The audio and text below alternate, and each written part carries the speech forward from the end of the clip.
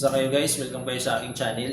So ito yung tanong na sasagutin natin. Ang sabi niya, "Good day sir, new subscriber here.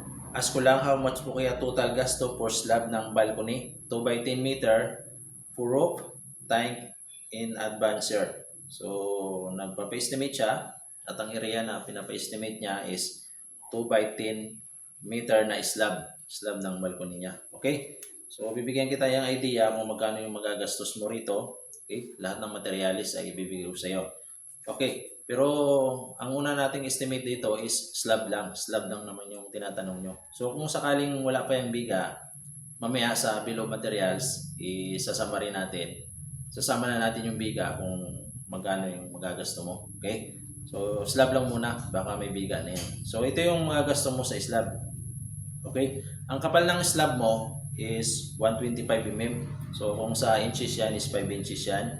At gagamit tayo ng mixed ratio na class A, 1:4. Isang buhangin, isang simento, dalawang buhangin at 4 na graba. 10 mm na reinforcement na bakal ang kailangan natin gamitin. Okay? 20 mm on center ang spacing mo. Okay? Siyempre, estimate din natin yung formworks, kasama din yung labor. Okay guys? Okay. So, 20 square meter. Ang volume niyan is 2.50 cubic meter ang volume niyan. So, okay, ito yung estimate ng materialis na kailangan mo. Sa simento mo, ang estimate natin na kailangan mo simento dyan is 18 to 20 bag. Ang buhangin mo is 1.3 cubic. Tapos yung graba mo is 2.6 cubic. Ang 10 mm na rebar mo, na bakal mo is 22 to 25 pieces. Okay? 22 to 25 pieces na 10 mm. Ang tie wire mo, yung alambre na panali, okay? 3 kg. Ang kailangan mo dito na plywood is 8 to 10 pieces. Okay? 8 to 10 sheet na plywood. Siyempre, gagamit ka rin ng coco lumber dito bilang mga support. Okay. So, ito yung estimated natin na kailangan mo dyan. Updated yung presyo ng materialis na estimate natin dito ngayong 2026. Okay. So, sa concrete mo, kailangan mo dyan ng 14,000 to 18,000. Okay. Sa reinforcing na bakal mo is 6,000 to 8,000. Sa formworks mo is 4,000 to 6,000. Ang magiging labor niyan is 8,000 to 12,000. Okay? So, ang total budget na kailangan mo dyan sa slab mo is 32,000 to 44,000. Okay? So, mas maigi kung may allowance ka dyan. So, depende kasi sa lugar yon kung magkano yung paniningil nila. Siyempre kung medyo mahirap yung area mo, so nagmamahal yung pamamakyaw nila dyan. Okay? So, dito yan naglalaro sa 32,000 to 44,000 ang kailangan mong budget yan. Kasama na yung labor. Okay? So, kung walang biga yan, so bibigyan na lang din kita ng idea kung mga ilang pirasong semento, bakal, buhangin, graba, etc. yung gamit mo. Okay? Ito yung bill of materials o BOM na ibibigay ko sa iyo. Kasama na yung mga biga. Okay? Okay? So, ito. Ang kailangan ng semento dyan is 38 to 40 bag na semento ang kailangan mo dyan. Ang buhangin mo dyan is 2.5 cubic. Ang graba mo is 5 cubic. Okay, ang bakal na gamitin mo, 45 pieces. Ang rebar na kailangan mo na 12 mm. 12 mm gagamitin natin ito sa biga. Okay? So, 12 mm na bakal is 22 pieces at 10 kg na tie wire ang kailangan mong bilhin. Okay. Yung pinolik board na gamitin mo, 12 sheet. Okay. 12 piraso. Tapos yung coco lumber mo is 40 pieces. Okay. I-mix mo lang yan. 2 by 3 na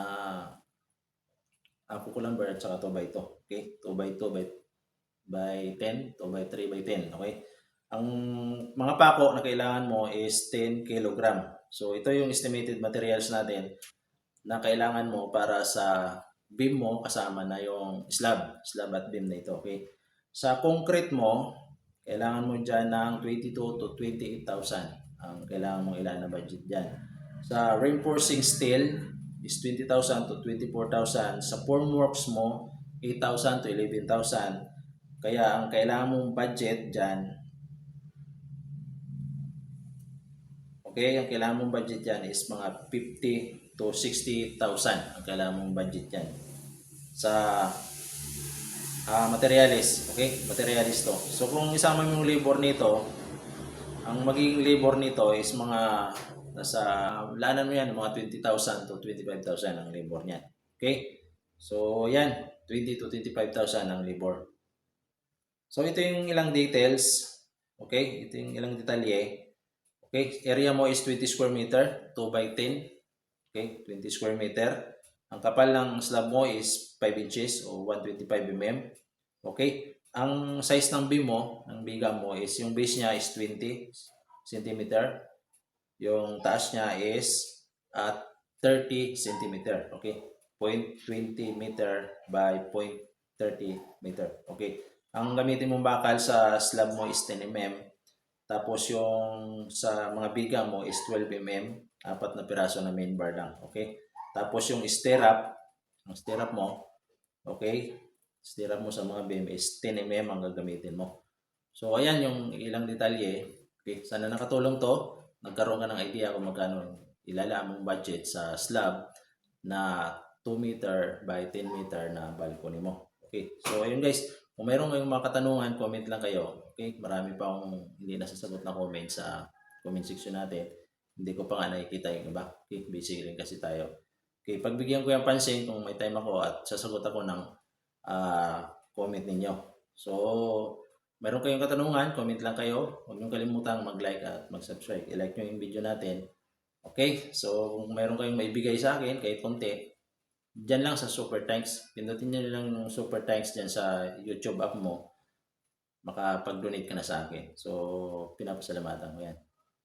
So, ayan lang.